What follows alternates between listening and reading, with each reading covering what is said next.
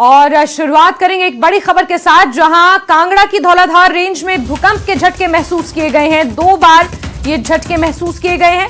किसी के हताहत होने की कोई खबर नहीं है, लेकिन कांगड़ा की धौलाधार वैली में भूकंप के झटके महसूस किए गए। 2 बार ये भूकंप के झटके आए हैं। अभी अतिरिक्त जानकारी जुटाई जा रही है कि एपिसेंटर क्या था, कितनी तीव्रता इस भूकंप की थी, लेकिन बड़ी खबर निकल कर आई है कांगड़ा के धौलाधार वैली से, जहां पर 2 बार भूकंप के झटके महसूस किए गए हैं। हालांकि गनीमत रही कि किसी के हताहत होने की कोई खबर नहीं है, जान माल के नुकसान की फिलहाल कोई खबर नहीं मिल पाई है, लेकिन 2 बार भूकंप के तेज झटके महसूस किए गए हैं। कांगड़ा से आपको यह खबर दे रहे हैं, जहां की धौलाधार वैली में ये भूकंप के झटके महसूस किए गए हैं। तो बड़ी खबर आपको दे रहे हैं, 2 बार ये झटके महसूस किए हैं लोगों ने। किसी के हताहत होने की फिलहाल कोई खबर नहीं है, कोई जान माल के नुकसान की भी कोई खबर नहीं मिल पाई है, लेकिन 2 बार भूकंप के झटकों को महसूस किया गया है कांगड़ा के धौलाधार वैली में। और सहयोगी विचित्र ज्यादा जानकारियों के साथ जुड़े हुए हैं। विचित्र, क्या कुछ ताजा अपडेट्स हैं एपिसेंटर के बारे में, तीव्रता के बारे में कोई कुछ जानकारी मिल पाई है?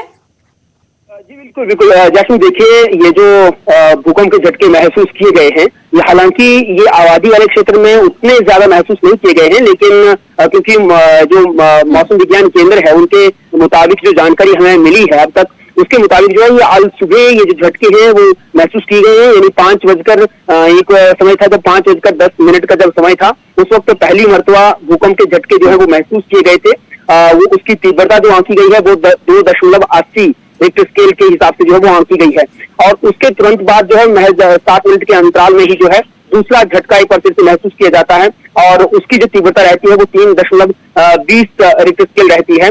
और इसकी जो गहराई मापी गई है वो मापी गई है 5 किलोमीटर, यानी 5 किलोमीटर अंदर, धरती के अंदर, जमीन के अंदर जो है ये गहराई रही है। और हाँ, बड़ी बात यह है कि ये, जैसा मैंने पहले ही बताया है, कि कांगड़ा के आबादी वाले क्षेत्र में इसको महसूस नहीं किया गया है। ये धौलाधार जो रेंज है वहां पर ये महसूस किए गए हैं ये झटके, वहां धरती ये हिली है।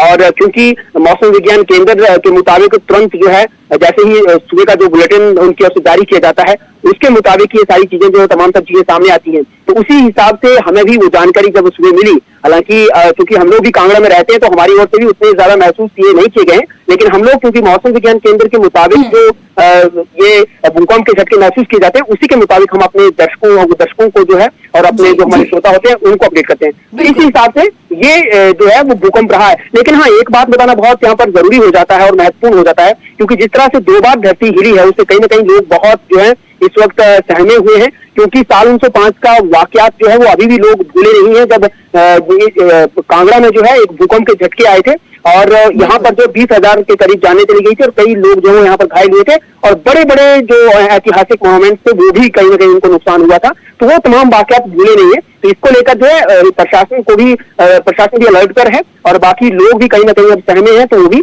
अलर्ट पर आ गए हैं। जैस्मिन, बिल्कुल। हालांकि गनीमत रही विचित्र कि बहुत ज्यादा तीव्रता इस भूकंप की नहीं थी। मैक्सिमम 3.20 रेक्टर स्केल थी, और जमीन से 5 किलोमीटर नीचे इसका एपिसेंटर था। बहरहाल विचित्र, नजर आप बना के रखिए, क्योंकि प्रशासन भी इसको लेकर अलर्ट है। जुड़ेंगे आपसे, जानकारियां लेते रहेंगे। फिलहाल के लिए बहुत शुक्रिया। तो अहम जानकारी आपको दे रहे हैं, कांगड़ा की धौलाधार रेंज में 2 बार भूकंप के झटके 7 मिनट के अंतराल में महसूस किए गए हैं। हालांकि आबादी वाले क्षेत्रों में इन झटकों का ज्यादा प्रभाव देखने को नहीं मिला है। गनीमत रही, किसी के जान माल की नुकसान की कोई खबर निकलकर नहीं आई है।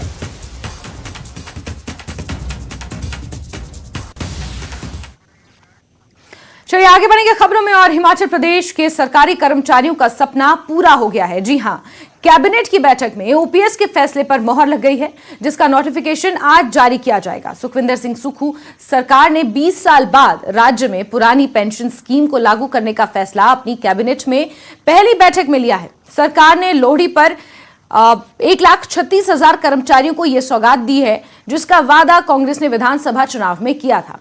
सरकार के फैसले के बाद बर्फबारी के बीच भी आतिशबाजी होने लगी। जगह जगह कर्मचारी वर्ग ने जश्न मनाया, सड़कों पर उतरे। कैबिनेट की पहली बैठक में ओपीएस के अलावा महिलाओं के 1500 रुपए पेंशन और युवाओं के 1 लाख रोजगार के फैसले पर भी मोहर लगी है।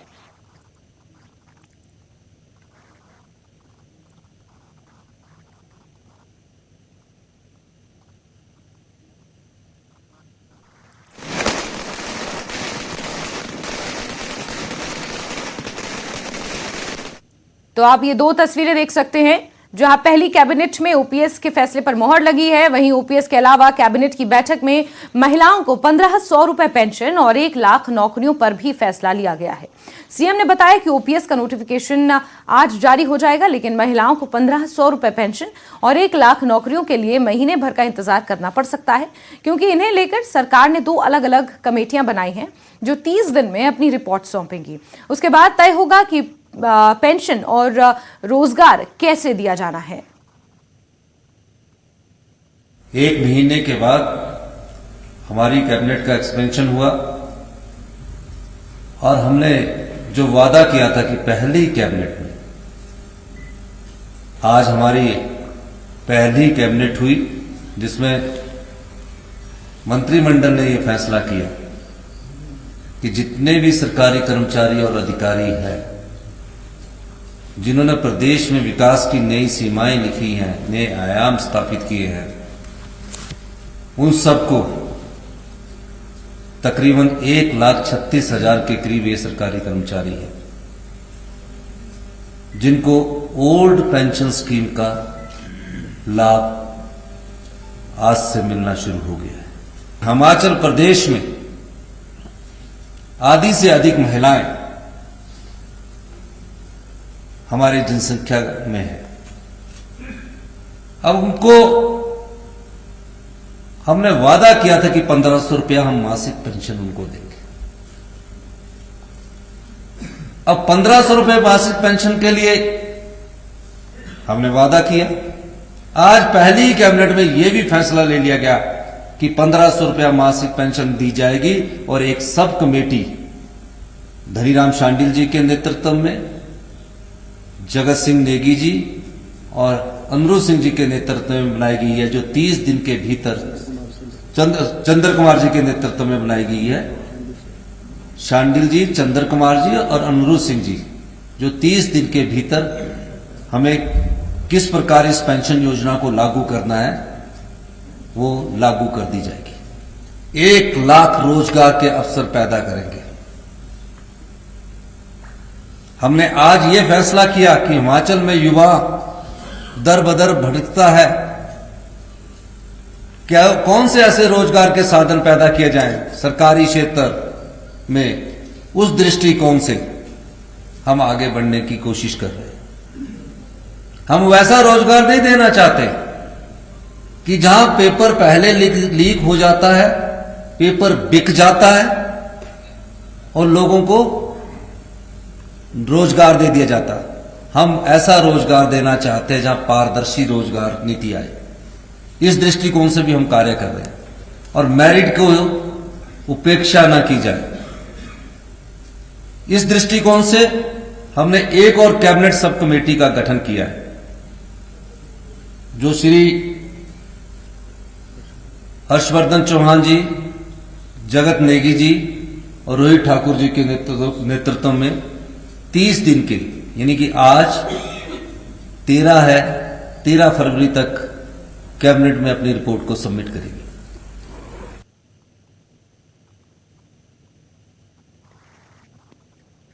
चलिए आगे बढ़ेंगे। कैबिनेट के फैसलों का ऐलान करते हुए सीएम ने पूर्व की जयराम सरकार पर गंभीर आरोप लगाए।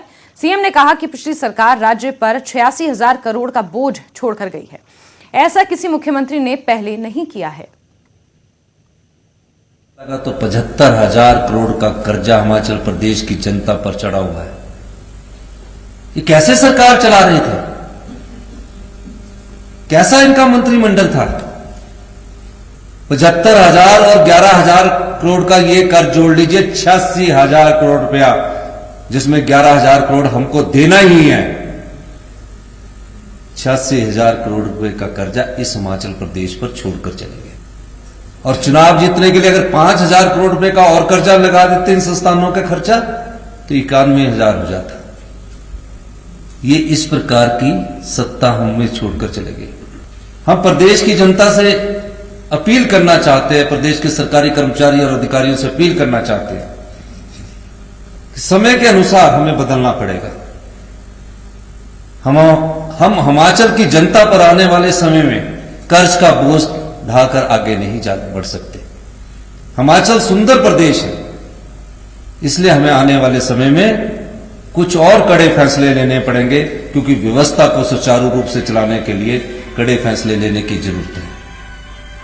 और उसमें हम पत्रकार बंधुओं का भी साथ चाहते हैं, हिमाचल की जनता का भी साथ चाहते हैं। आज इन्होंने किस प्रकार इन्होंने सत्ता का विकेंद्रीकरण करके अपना सत्ता सुख भोगा है, इसीलिए हम कहते हैं कि हम सत्ता के लिए नहीं आए, हम व्यवस्था परिवर्तन करने के लिए आए हैं। और आगे भी खबरों का रुख करेंगे, लेकिन वक्त एक छोटे से ब्रेक का।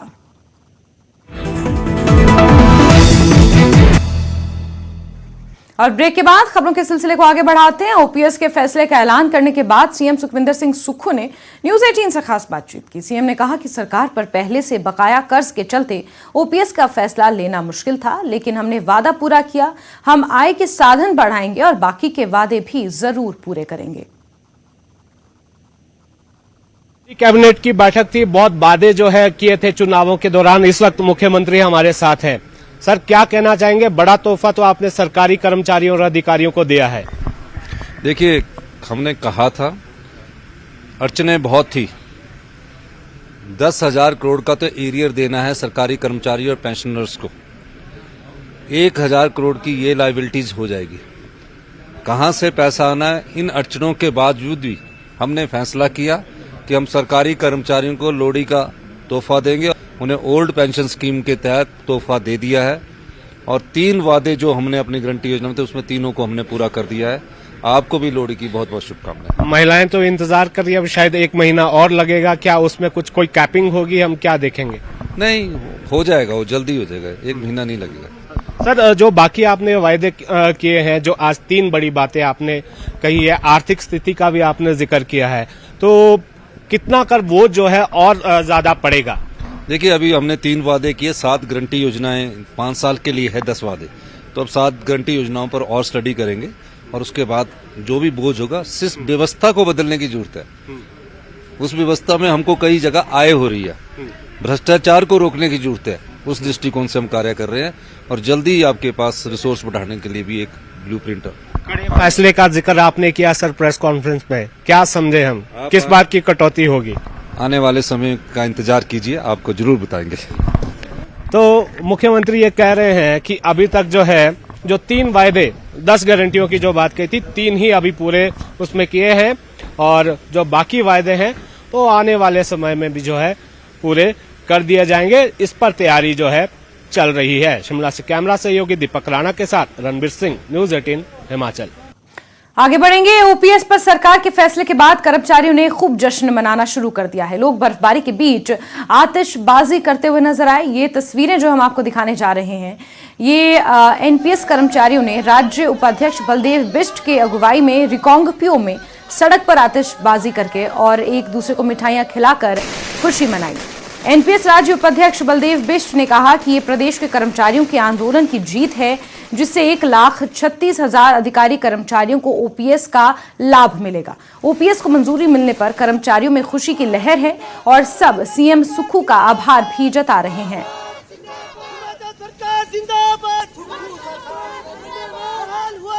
आज वो ऐतिहासिक दिन, ऐतिहासिक पल आज आया हुआ है। आज उन्होंने लोहड़ी वाले दिन पुरानी पेंशन को बहाल करके लाखों कर्मचारियों के दिल में और उनके परिवारों को एक ऐसे मिसाल कायम कर दिया है कि वो आने वाले जो टाइम में भी एक वो पेंशन पुरुष के नाम से माननीय मुख्यमंत्री जी जाने जाएंगे। इसके लिए हिमाचल प्रदेश के लाखों कर्मचारी, जिला किन्नौर के कर्मचारी तहे दिल से आज पुरानी पेंशन को बहाल करने पर उनका धन्यवाद करती है।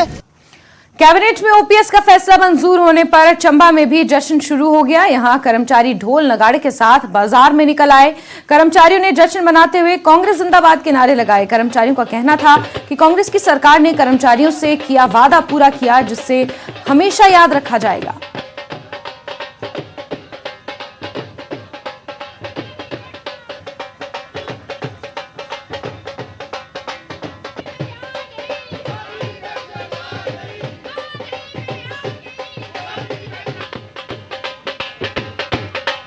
जिला चंबा के सभी कर्मचारियों की तरफ से माननीय मुख्यमंत्री श्री सुखविंदर सिंह सुक्खू जी का हार्दिक आभार और धन्यवाद करती हूं कि उन्होंने हमारी जो लोहड़ी है उसको रंगीन कर दिया है। और तहे दिल से सभी कर्मचारी वर्ग से उनका हार्दिक आभार, क्योंकि उन्होंने जो इच्छा शक्ति जाहिर की है ओपीएस को बहाल करने में, और आज उन्होंने वो कर दिखाया। जो लोग कहते थे कि ओपीएस कभी बहाल नहीं हो सकती, उनके मुंह पर एक करारा तमाचा है, उनको एक करारा जवाब है कि यदि व्यक्ति में इच्छा शक्ति हो तो वो कुछ भी हासिल कर सकता है। मुख्यमंत्री जी ने हमें लोहड़ी के साथ दिवाली मनाने का भी अवसर दिया है, और साथ में ही मैं सदर विधायक श्री नीरज नियर का भी धन्यवाद करता हूं कि उन्होंने भी समय समय पर हमें गाइड किया। और सबसे पहले उन्होंने यही हमें कहा था कि मैं तब तक चैन से नहीं बैठूंगा जब तक आपकी ओपीएस बहाल नहीं होती। मुझे उनके शब्द आज भी याद हैं और उनका भी बहुत बहुत आभार। ओपीएस का फैसला मंजूर होने पर कर्मचारियों में खुशी की लहर है। कर्मचारियों की तरफ से राज्य सरकार का आभार जताने के लिए आभार रैली निकाली जाएगी। मंडी में आभार रैली का आयोजन कर सरकार का आभार जताया जाएगा। शिमला में कर्मचारियों ने अपनी खुशी जाहिर करते हुए क्या कुछ कहा, आपको सुनवाते हैं। हिमाचल जो है ओपीएस लागू करने वाला चौथा राज्य बन गया है। करीब 20 सालों का इंतजार जो है कर्मचारियों का था, लेकिन हिमाचल की जहां तक बात है तो पिछले 7 सालों से यहां पर एक संगठन लगातार इस पर संघर्ष कर रहा था। आज जो सुक्खू कैबिनेट की तरफ से ये जो है तोहफा उन्हें दिया गया है, और इस वक्त हमारे साथ वो कर्मचारी मौजूद हैं जिन्होंने लड़ाई लड़ी। हमारे साथ ओम प्रकाश जी भी है, जिन्होंने जो सबसे ज्यादा फेमस हुए थे जब पिछले साल विधानसभा का घेराव हुआ था। एक नारा भी आपने दिया था जो काफी ज्यादा फेमस हुआ है। ओम प्रकाश जी, क्या कहना चाहेंगे आज? सबसे पहले तो हम न्यूज 18 के माध्यम से सभी न्यूज चैनलों को इस बात का धन्यवाद करना चाहेंगे कि सभी ने, चाहे सोशल मीडिया हो चाहे आधिकारिक न्यूज चैनल हो, हमारी मांग को बड़े प्रखर तरीके से आम जनता तक पहुंचाई। और जहां तक आज की बात है तो आज सभी कर्मचारी बड़े खुश है इस बात से कि हमारा जो 7 साल से जो एक एक्टिव संघर्ष जो आ रहा था, और 3 मार्च से लेकर जिस संघर्ष में 7 दिन की भी कमी नहीं आई कोड ऑफ कंडक्ट को छोड़ के, तो वो संघर्ष आज कामयाब हुआ और वर्तमान सरकार ने ओपीएस जो है बहाल की। क्या क्या सहा तबादले के अलावा? देखो, सहने के लिए तो जब संघर्ष होता है तो बहुत कुछ सहना पड़ता है।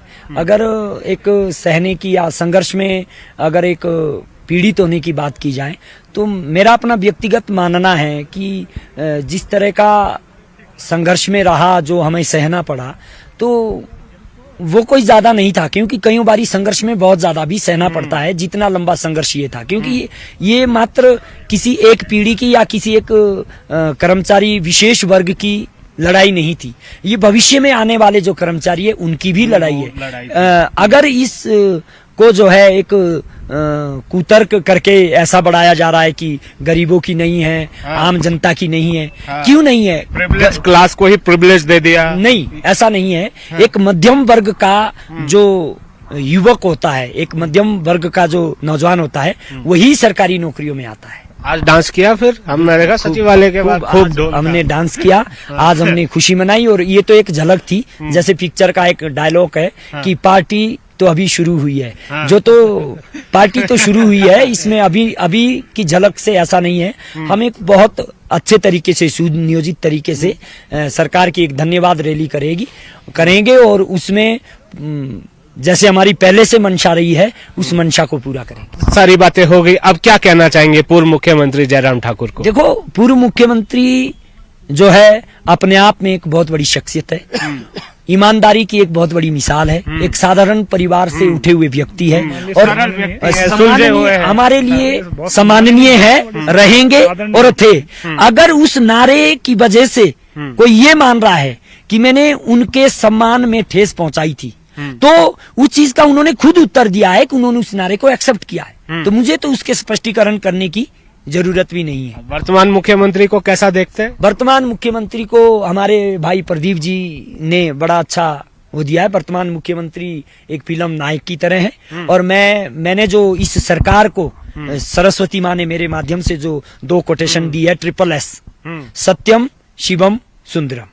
और जब वो तो शुरू में कोटेशन दी थी तो आप लोगों ने ही पूछा था कि ये क्या है। ये है कि सत्य की जीत होगी इनके माध्यम से। शिवम का मैं अर्थ ले रहा हूं कि एक अस्तित्व बना रहेगा कि कर्मचारी भी शासन के साथ मिलजुल के काम करता है, और जब ये बातें होगी तो सुंदर होगा। लेकिन जिस तरह के धड़ाधड़ इनके निर्णय हुए हैं, तो मेरे मुंह से एक दूसरी बात निकली है, सुपरसोनिक सरकार।